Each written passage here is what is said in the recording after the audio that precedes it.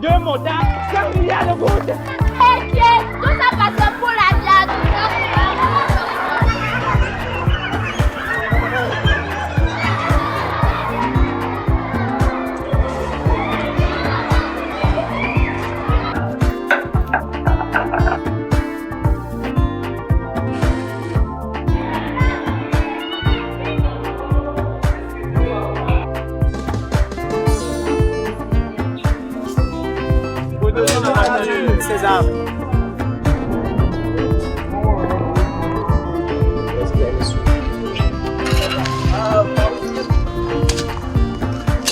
Quand on regarde la carte de l'Afrique, on voit une bande au milieu là qui est verte. Donc, ce qu'on appelle le cœur vert. C'est là le poumon même du monde. L'homme rejette l'oxyde de carbone et les plantes sont en train d'absorber cet oxyde de carbone pour nous rejeter l'oxygène. Donc, le cœur même, notre cœur se situe au niveau de cette Afrique centrale-là.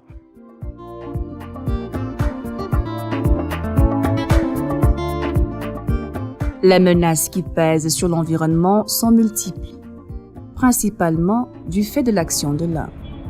Destruction des forêts, assèchement des cours d'eau, dégradation des sols, pollution en tout genre.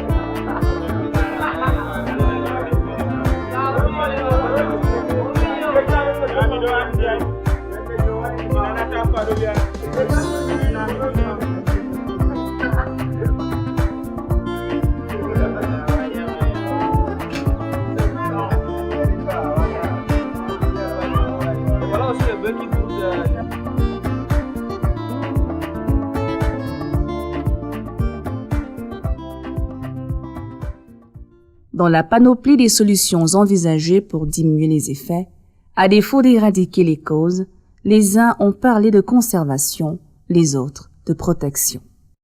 La conservation, on dit, c'est la gestion rationnelle des ressources naturelles. La préservation veut dire quoi? Ça veut dire que les ressources naturelles, elles restent sur place pour les générations à venir. Mais tu n'es pas garé tant que toi-même tu as le ventre vide. Donc c'est pour ça qu'on amène les gens à utiliser les ressources. On a à faire comment est-ce qu'il faut faire pour utiliser les ressources d'une façon rationnelle. When conservation education started, the focus was on the preservation of species and ecosystems.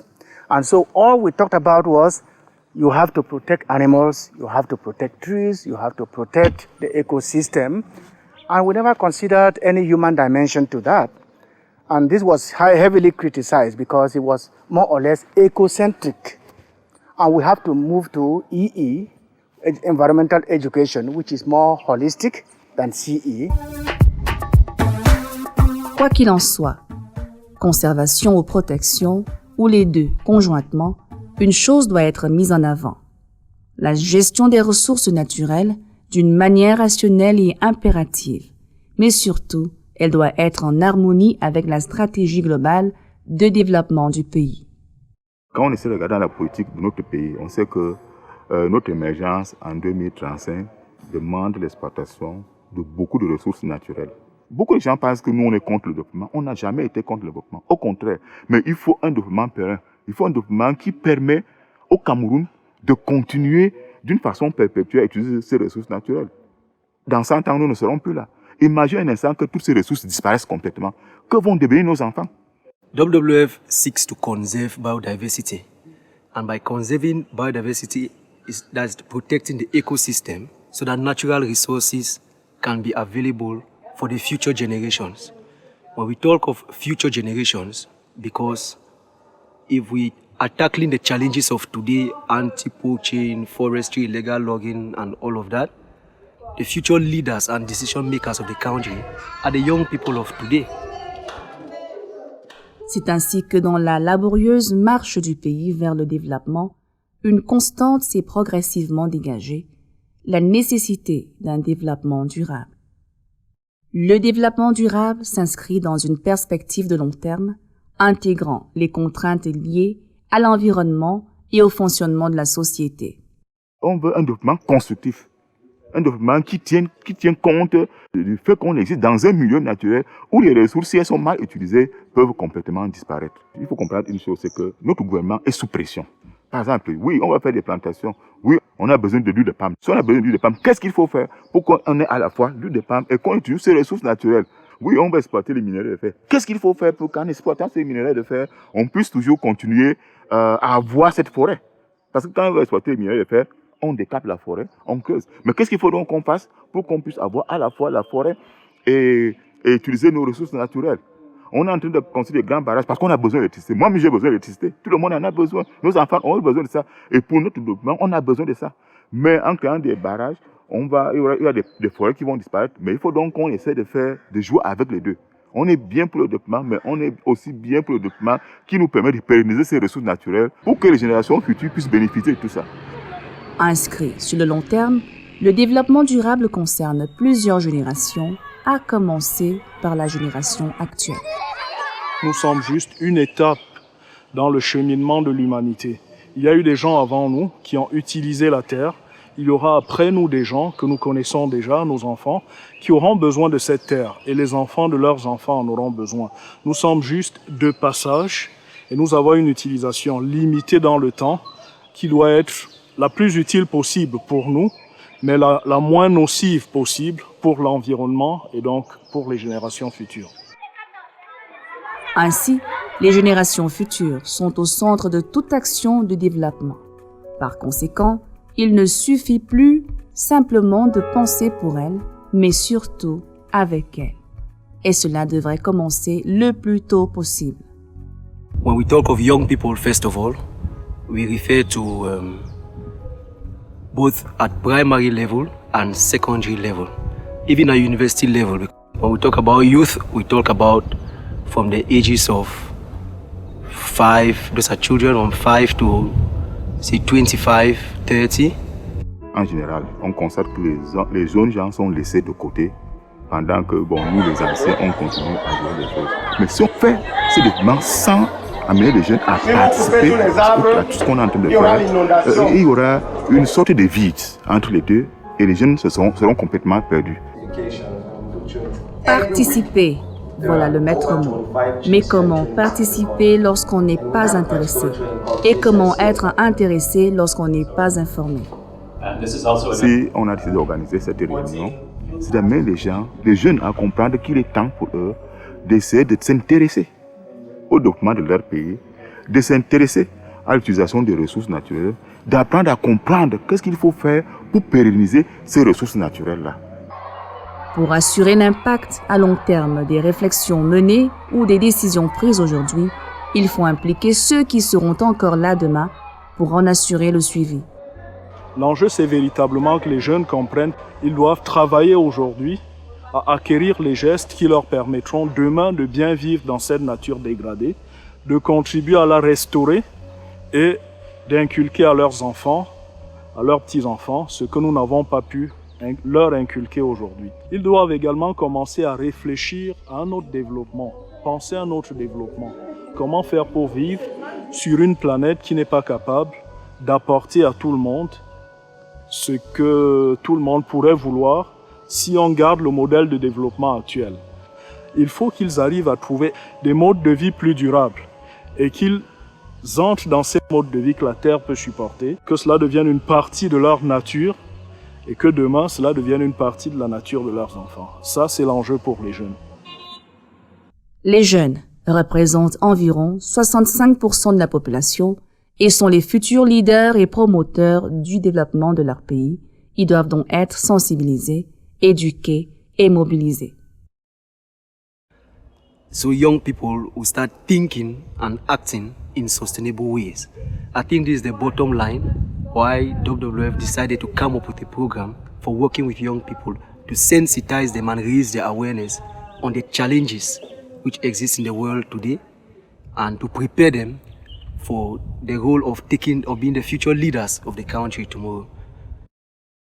C'est ainsi que de plus en plus d'actions sont menées, aussi bien par l'État que par des partenaires privés, notamment des ONG, pour intégrer les jeunes non seulement à des processus de réflexion sur les enjeux réels, mais aussi et surtout à des actions concrètes en faveur d'un modèle de développement moins destructeur pour l'environnement. Dans les zones où on travaille, vous voyez comme les petits-enfants, parce qu'on parle de tout, hein. Il y a d'abord la santé. Même sur le sida, on éduque des petits, je vous dis des petits-enfants de la CIL.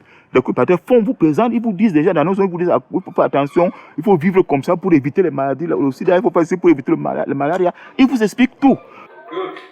WWF for now is very present in the rural areas, in the Bakosi landscape in southwest Cameroon.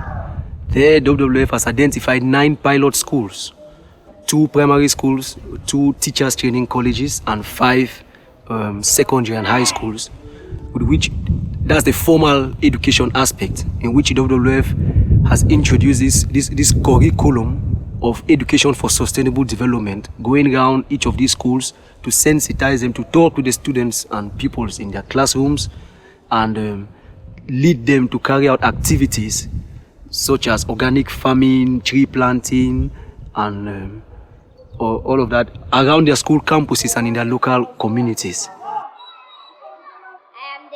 Le résultat attendu de ces jeunes est qu'ils deviennent des agents de changement et des promoteurs du développement durable au sein de leur communauté de vie respective.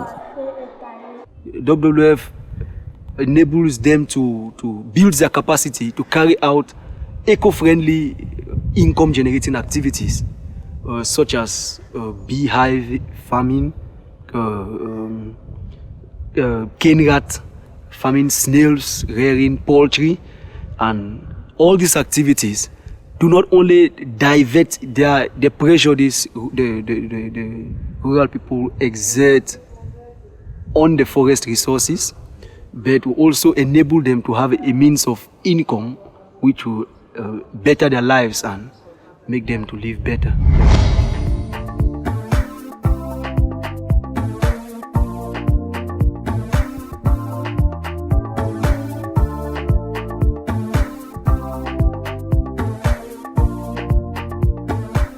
Jusqu'à un passé récent, les efforts déployés par les uns et les autres pour un développement durable étaient surtout concentrés dans des zones rurales, milieu naturel des ressources à pérenniser et considérés en cela comme le véritable environnement.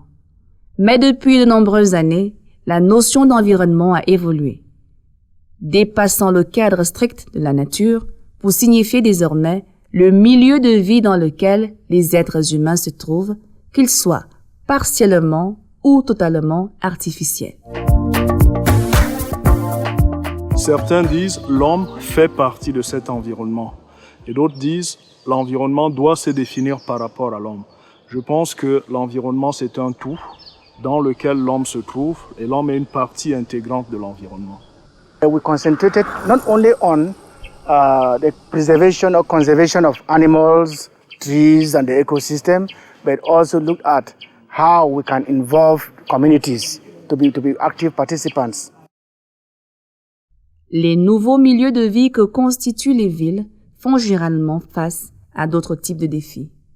Pollution par gaz d'échappement des véhicules, nuisances sonores et olfactives, construction anarchique, accumulation de déchets, etc.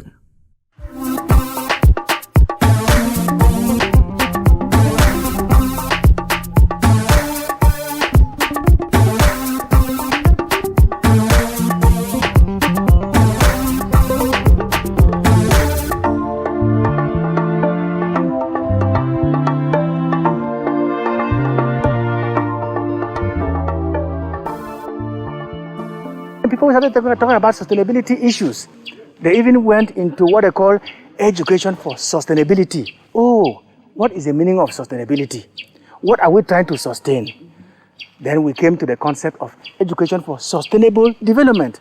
Because there is no need, there's no use going to school to acquire all this knowledge and all these skills when you are not sure of development. You are not sure of the future. The sustainability aspect of it is not clearly spelled out. Dans ces nouveaux environnements, le développement durable n'en conserve pas moins toute son importance, car l'impératif de pérenniser s'impose toujours. Mais la gestion des ressources naturelles a globalement cédé la place à la gestion de la ressource humaine. En fait, ici, le développement repose sur des attitudes, des comportements, des gestes, des habitudes à adopter ou à rejeter dans un souci de bien-être individuel et général. En milieu urbain, le développement durable est plus une affaire de style de vie. Et là encore, pour mieux gérer, il faut inclure dès leur jeune âge ceux qui pourront perpétuer l'esprit et la pratique. C'est ainsi que de la maternelle au primaire, du secondaire au supérieur, dans et hors des salles de classe, sur les campus et dans la cité, les jeunes implémentent diverses actions, soit d'éducation, soit d'expérimentation, pour rendre plus concrète leur perception du développement durable.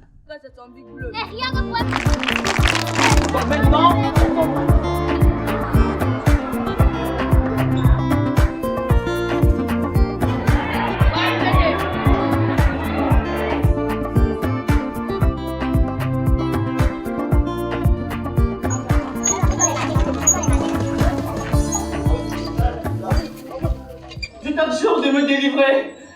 C'est contre la mort même que je me bats ici. Mais qu'est-ce qui me fait croire que moi, si je te sors de là, tu ne vas pas me manger moi aussi, puisque tu as très faim? Non mais, on n'a jamais vu quelqu'un se comporter comme ça. Le vert, c'est la couleur de l'environnement. Et en parlant de théâtre vert, c'est une façon de promouvoir la protection de l'environnement à travers le théâtre. Nous enseignons aux enfants comment nettoyer les alentours, comment apporter de la propreté à l'endroit direct où nous nous trouvons. Et nous utilisons des moyens très efficaces comme l'art. On va vous raconter plusieurs histoires. Des histoires qui portent sur l'environnement. Qui sait ce que c'est que l'environnement? Oui, toi là-bas, c'est quoi l'environnement? C'est le lieu qui nous entoure. Est-ce qu'on peut applaudir pour lui? Ok, le lieu qui nous entoure. On peut citer quoi comme lieu qui nous entoure? Oui, toi là-bas. L'école, c'est bien. La maison. La maison, c'est bien. Oui, c'est bien. Oui, c'est bien. Le château, ça c'est très bien, d'accord? Est-ce qu'on peut applaudir pour elle? Donc maintenant, est-ce qu'on peut citer des exemples? Lorsque nous venons dans des salles de classe, nous discutons avec eux en leur présentant des enseignements avec le théâtre, alors ils se sentent plus à l'aise, ils retiennent facilement parce qu'eux-mêmes se mettent en action. On crée des pièces là sur le champ qu'eux-mêmes peuvent répéter. Camarade, lève-toi là, je vais m'allumer mon esprit.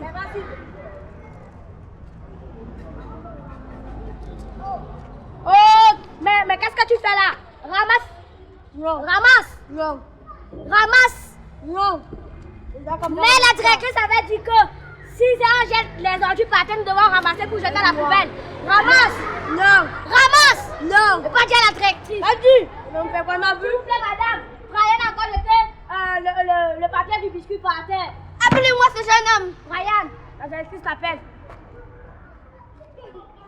Oui, madame. Je ne tolérerai pas ce genre de comportement dans cette école.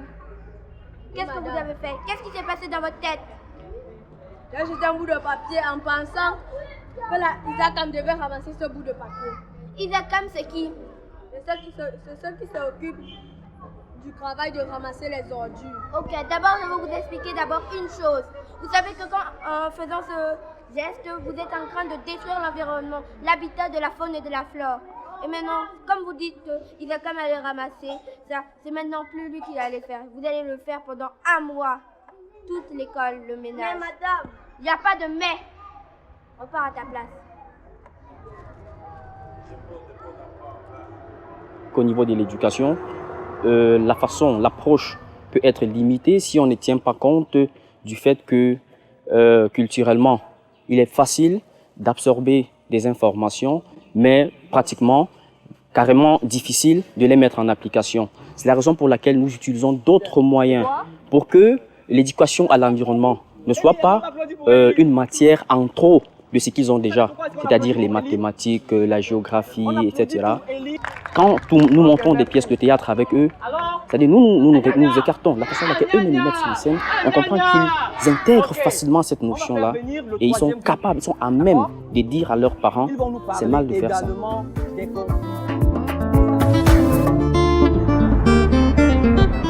Bonjour ma chérie. Bonjour. Comment était la journée? C'était bien. Bon, devine ce que je t'ai gardé. Le bœuf. Non. Le poulet. Non. Le poisson. Non. Le mouton. Non. Quoi alors? Ce que tu aimes tant. Le bœuf. Non. Quoi alors? Devine encore bien. Le poulet. Non, ça. Mon bon gibier. Bon, maintenant tu me fais du bouillon avec un peu de piment et des plantains frits, d'accord? Oui. Bonjour maman. Bonjour. L'école est vite finie. Oui maman. Va déposer ton sac, tu viens m'aider à couper ça. Aujourd'hui on prépare quoi maman? La viande de brousse. Quelle viande? Le Saint-Pangé. Le maître a dit qu'on ne mange pas la viande de brousse, sinon ça peut nous faire mal au ventre et on peut tomber malade. Ça peut être des maladies dangereuses.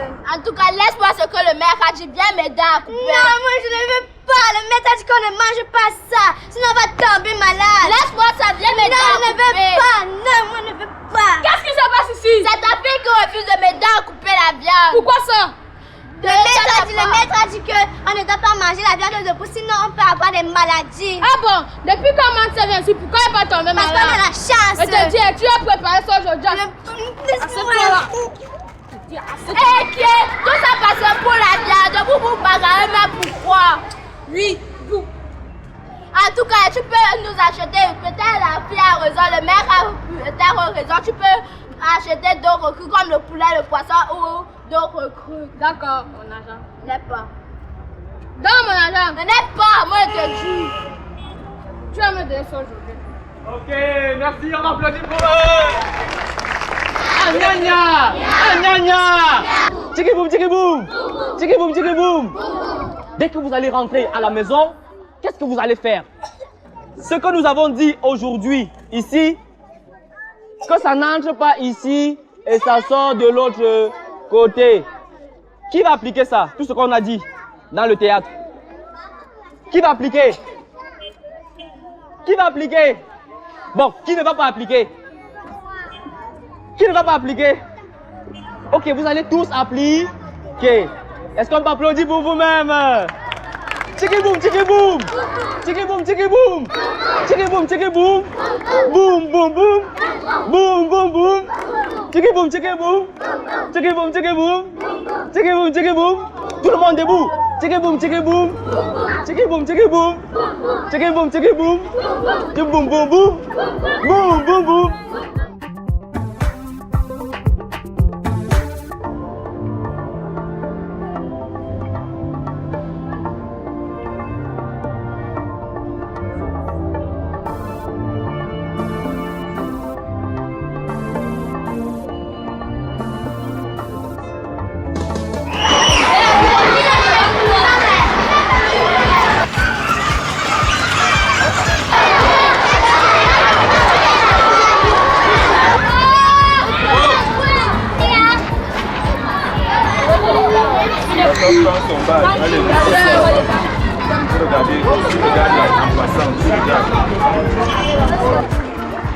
Il y avait de plaintes, de doléances, de petits enfants qui venaient tout le temps pendant la récréation me voir pour me dire voilà, monsieur le surveillant général, on m'a bousculé, on a arraché mon goûter, et on m'a tapé.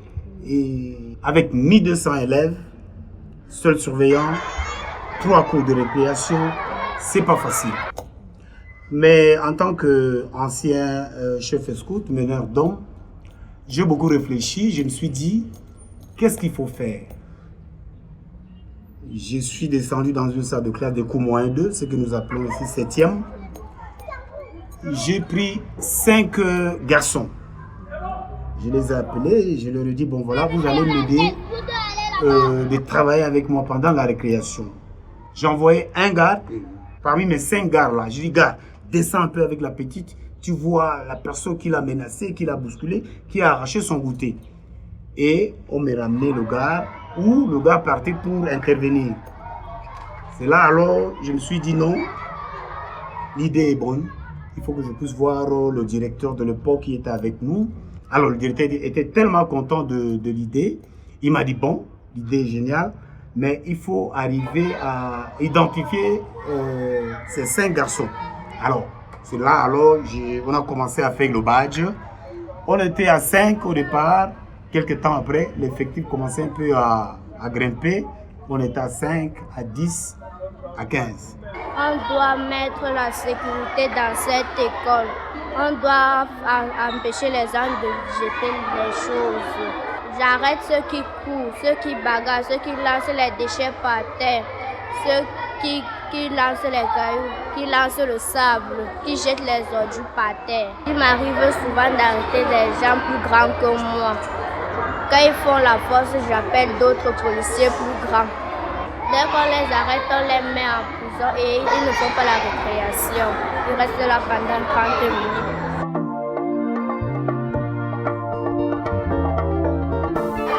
On m'a arrêté parce que j'ai jeté les papiers au sol. Je savais que j'étais pas bien. J'ai dit que je recommencerai plus. Arrêté parce que j'ai jeté les papiers par terre alors qu'il y avait les bacs à ordures. On m'a arrêté parce que je suis montée sur le sable. Je savais que c'était interdit. Et c'était terrible. Pendant les récréations, il y avait des accidents de blessures à tout moment. Mais depuis que j'ai institué la police, ça va. Il n'y a plus d'accidents. Pour ne pas dire il n'y a plus d'accidents, mais ça a vraiment diminué les accidents ici dans cette école.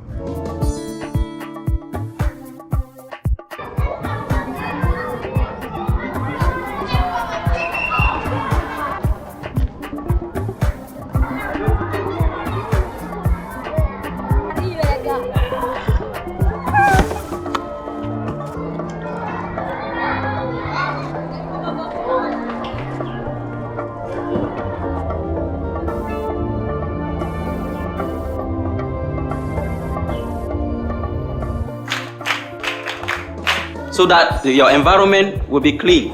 What is that information? Yes, Evie? We should not loiter around.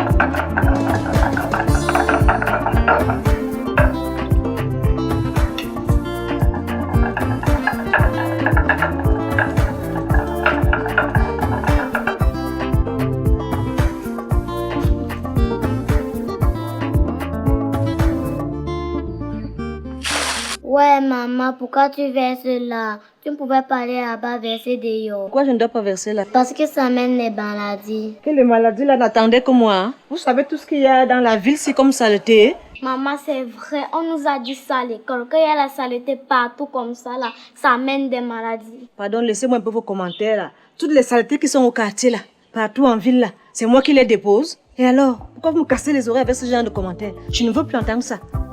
Les maladies là n'attendent que moi.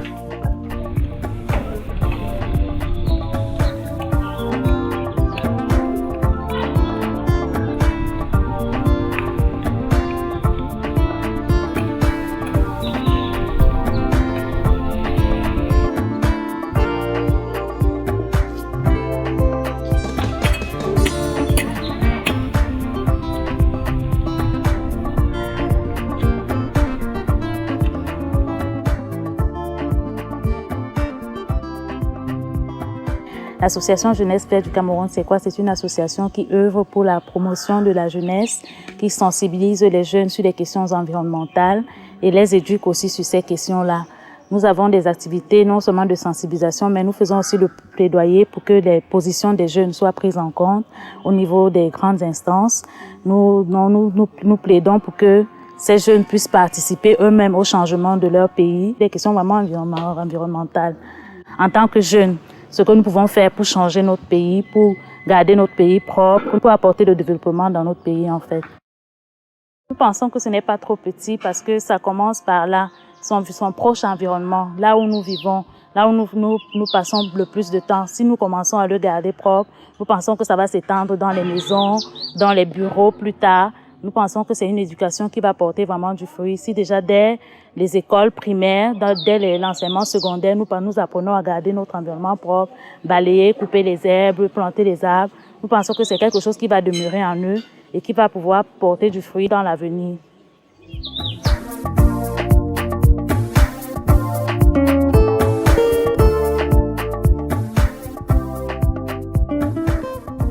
L'objectif principal, c'est de sensibiliser. Nous sensibilisons les étudiants en ce qui concerne l'importance de l'environnement. Nous sommes persuadés que ça commence par là.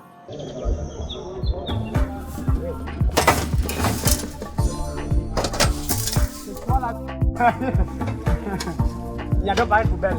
Là, c'est le nouveau campus. Ouais, c'est le dernier qui fait cours à L3 là-bas.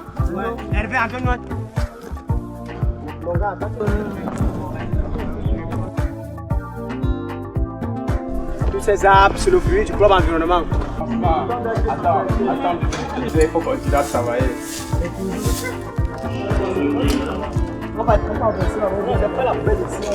Bon, on s'en va verser au feu. Le premier feu que nous avons allumé le matin. Notre principal devoir est de sensibiliser l'étudiant sur l'importance de l'environnement. C'est la politique des petits pas. C'est ce que nous essayons de dire aux autres. Si chacun, à son niveau, essaie de protéger l'environnement, nous allons nous retrouver avec un environnement sain. Chaque premier lundi du mois, nous essayons d'organiser des journées de campus propres. Nous avons baptisé ça de lundi propre. Nous réunissons tous les étudiants du club environnement.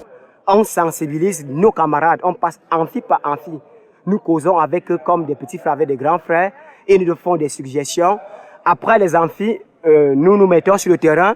Nous avons eu à faire des jardins pour essayer de revêtir le campus comme vous voyez partout. On essaie d'enlever des arbres qui peuvent nuire. Il y a des arbres fruitiers que nous avons eu à planter, à reboiser. Et ces arbres commencent déjà à donner leurs premiers fruits. Et en dehors des arbres fruitiers, nous avons aussi des palmiers royaux. Vous voyez comment ces palmiers royaux sont en train de pousser. Et ça a un impact, ça crée de l'ombrage. Ça permet aux étudiants de venir s'asseoir, de réviser.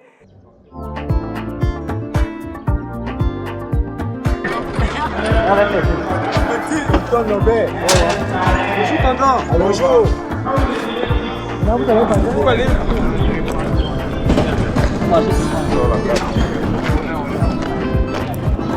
Protégeons la nature. Club environnement. Protégeons la nature.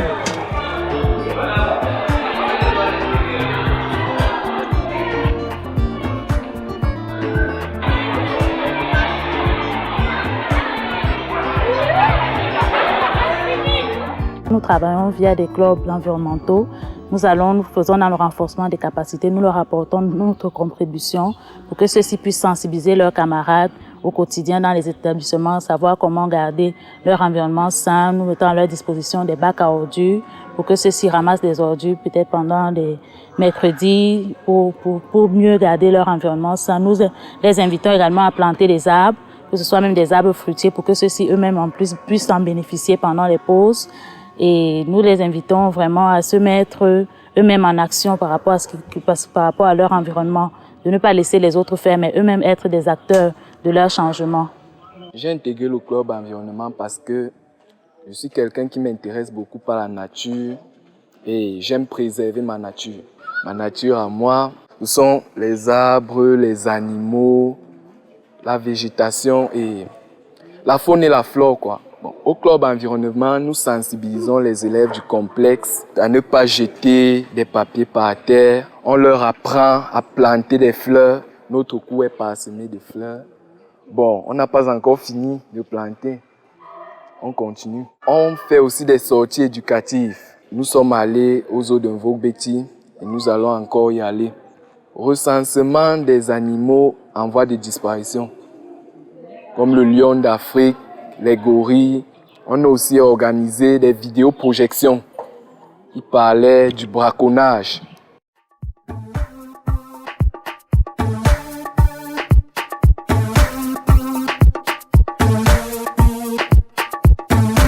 En tant que vice-président, je suis le bras droit d'abord du président. J'aide le président dans toutes ses activités. Je l'accompagne partout où il va, qui concerne la protection à l'environnement. On s'occupe de l'assainissement du collège, des sorties éducatives pour les eaux et bien d'autres. Puisque c'est la plupart du collège qui ont adhéré comme membre au club environnement.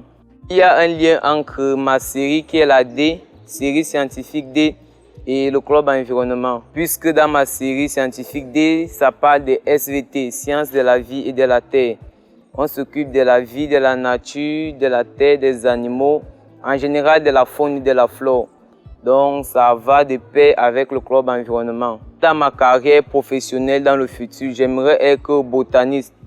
C'est aussi ce qui me motive à aller dans le club environnement. Moi, je suis secrétaire au club environnement.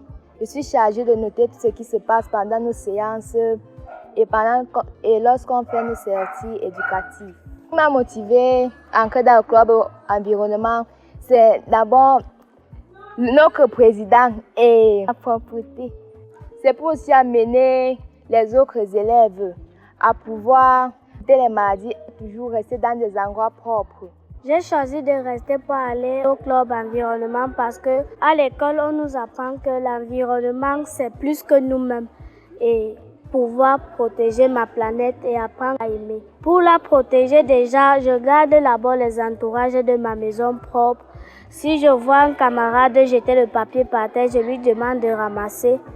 Et s'ils ne veulent pas le ramasser, je vais auprès de mon grand frère qui est le président du club environnement ou ses amis. Quand tu vas au club environnement, tu es fier de savoir que l'environnement c'est quelque chose. J'adore la propriété et j'accours à l'assainissement de mon établissement.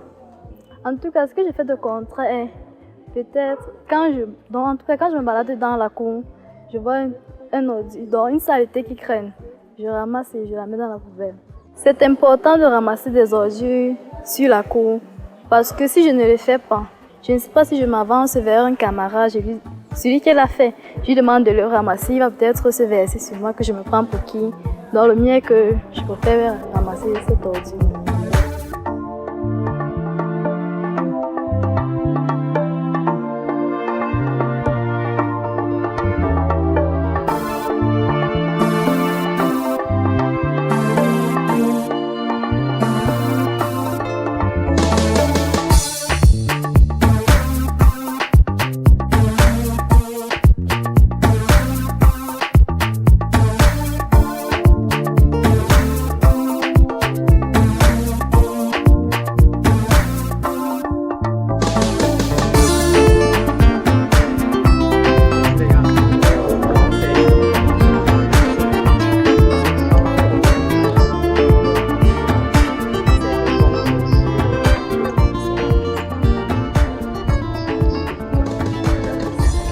Chaque samedi, nous nous retrouvons pour des séances d'investissement humain. C'est d'abord un groupe d'amis. Nous habitons le même secteur et nous vivons chaque jour. Et nous avons pensé qu'il était mieux pour nous d'organiser une association qui pouvait d'abord nous réunir, nous aider à réfléchir ensemble, travailler ensemble et mettre ce que nous avons de meilleur au profit de la société et à notre profit également. On accepte tout le monde sans distinction de sexe, de race, de religion. Et déjà, c'est une association de volontaires. Il n'y a pas d'inscription, il n'y a rien d'autre. Oui, donc il faut juste être volontaire pour adhérer et être disponible. Pour nous, c'est d'abord un moyen d'embellir notre quartier, de protéger l'environnement et de développer un cadre de vie décent. Nous rencontrons plusieurs difficultés. D'abord, nous n'avons pas le matériel requis. Nous sommes confrontés à des injures de certains riverains qui ne comprennent pas le bien fondé de notre association. Parce que pour d'autres, c'est un groupe de vandales qui n'a rien à faire et qui vient perdre du temps comme ça.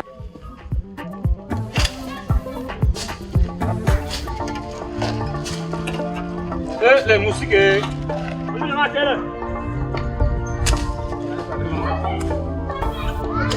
Zéro. Maintenant tout le match.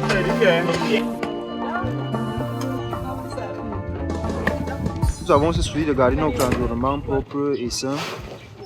Puis cela, il va, n'est-ce pas, de notre santé et notre bien-être, quoi. Le fait que les gens versent des ordures, n'importe où, vraiment, parfois, nous énerve, quoi. Puisque cela va, n'est-ce pas, à contre-courant, n'est-ce pas, du travail que nous effectuons. J'aime la propreté et quand on œuvre pour la propreté du quartier, je suis obligé d'y adhérer. Il y a trop de maladies, le paludisme, le choléra.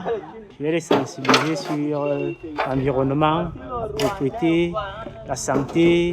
Vous savez, le travail, la propreté du quartier éloigne de nous la saleté, les moustiques. C'est pas facile de se retrouver chaque jour. Donc, j'essaie.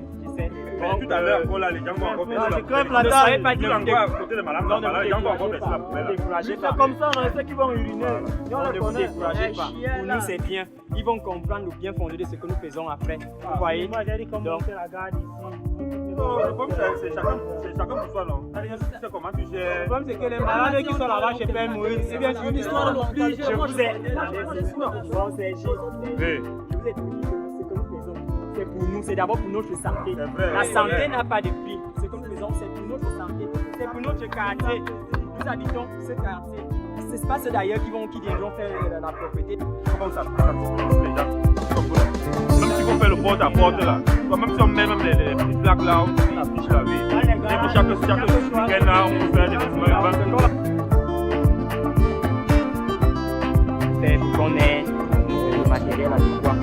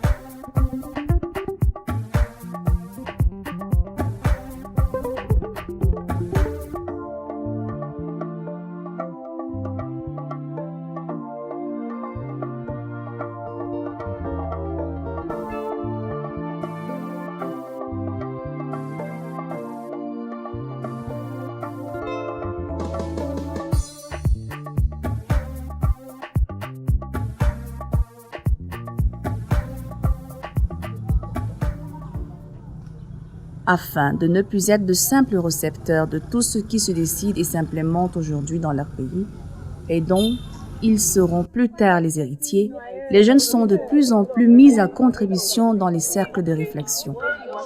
Les initiatives mises en place par la suite pour concrétiser leurs visions et leurs désirs sont variées et diversement appréciables. Mais loin d'être une faiblesse, il s'agit au contraire d'une force dont il faut se servir intelligemment. Si tu prends le sable, tu jettes contre le pare-brise, il ne va pas se casser. Mais si tu prends un caillou, qui est le sable qui est mis ensemble, ça va casser la pare-brise. Ça vous fait un impact. Mais plus que tout, le véritable impact de ces actions est dans cette prise de conscience collective que rien ne doit se faire sans eux. Les jeunes sont au cœur du développement durable. Diversité opération, certes, mais un même esprit.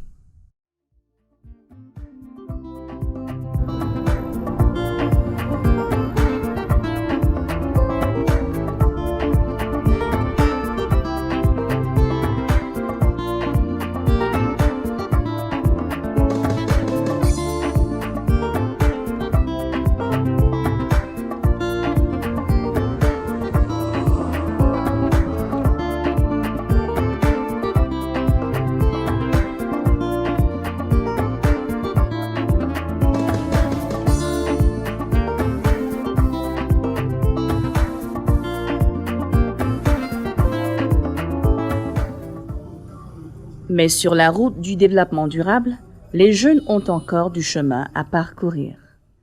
En fait, faut-il le rappeler, le développement durable tend à l'amélioration des performances d'une société pour la rendre stable dans le temps. Et le modèle d'une société durable s'appuie sur 3 piliers. D'abord, la qualité environnementale, ensuite l'équité sociale et enfin l'efficacité économique.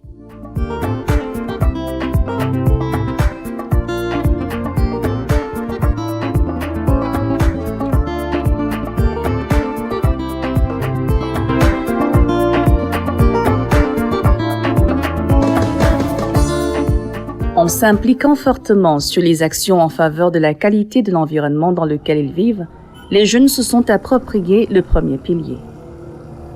L'équité sociale, qui garantit à tous les citoyens un accès aux ressources et services de base que sont l'éducation, la santé, l'alimentation, le logement, afin de réduire des inégalités et maintenir la cohésion sociale, relève fondamentalement de l'action de l'État, en raison des stratégies et moyens à déployer. Et malgré leur bonne volonté, leur disponibilité et leur énergie, les jeunes, aussi organisés qu'ils soient, peuvent difficilement s'y mouvoir. Par contre, ils peuvent accéder à l'efficacité économique. En s'investissant dans des activités dignement rémunérées et qui garantissent la préservation de l'environnement, ils contribuent à l'émergence de l'économie durable.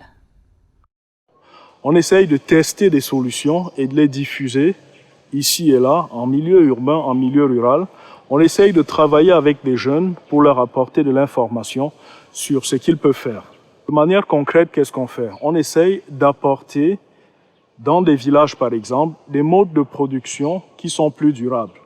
Comment produire un peu plus en utilisant moins de produits chimiques? Les produits chimiques polluent. Comment produire plus? Parce qu'on a besoin de produire plus en utilisant des produits naturels, en fertilisant avec des produits naturels, en faisant de la lutte biologique contre les ennemis des plantes. Ça, c'est des choses qui existent et qu'on peut diffuser dans les villages auprès de petits producteurs. Pour que cela devienne une habitude pour eux, cela présente deux avantages. Le premier, c'est que c'est économique. Ils n'ont pas à l'acheter, ils peuvent le fabriquer à la maison. Le deuxième, c'est que ça leur permet quand même de bien gagner leur vie. On travaille à diffuser l'énergie solaire dans des villages, ils attendent l'électricité. Mais on ne va pas faire du jour au lendemain des branchements dans tous les villages de la République. C'est hors de prix, ça ne se passera pas. Il y a d'autres solutions. Il ne faut pas attendre que vous pouvez construire vous-même de petits systèmes solaires qui vous permettent d'être autonomes. C'est l'énergie de l'avenir. Pourquoi continuer de faire la cuisine avec des fours qui consomment beaucoup de bois quand on peut en faire avec des fours qui consomment très peu de bois? Ça permet à des femmes de réaliser des économies. On achète moins de bois, mais on peut toujours avoir la nourriture prête. C'est une solution économique pour elles. Mais par ricochet, elle préserve l'environnement. Et c'est ce qu'on veut essayer de faire. On essaye de développer ces techniques-là, de faire des formations pour que demain, quand ces solutions s'imposeront, qu'il y ait également des jeunes qui soient capables de gagner leur vie en installant des solutions solaires, des fours durables. Et c'est comme ça que nous percevons l'économie verte.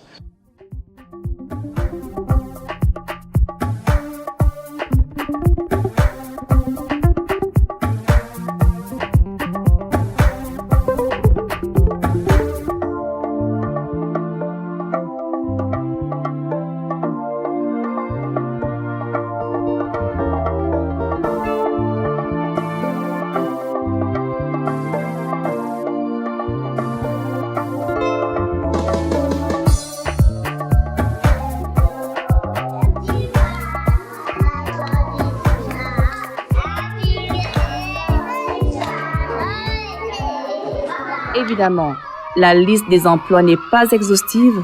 Aux jeunes de faire jouer leur imagination, leur talent et surtout leur détermination pour une éclosion de cette économie verte au service du développement durable.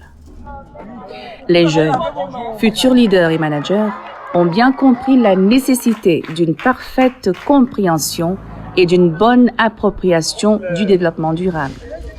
La tâche est certes énorme, mais pas insurmontable.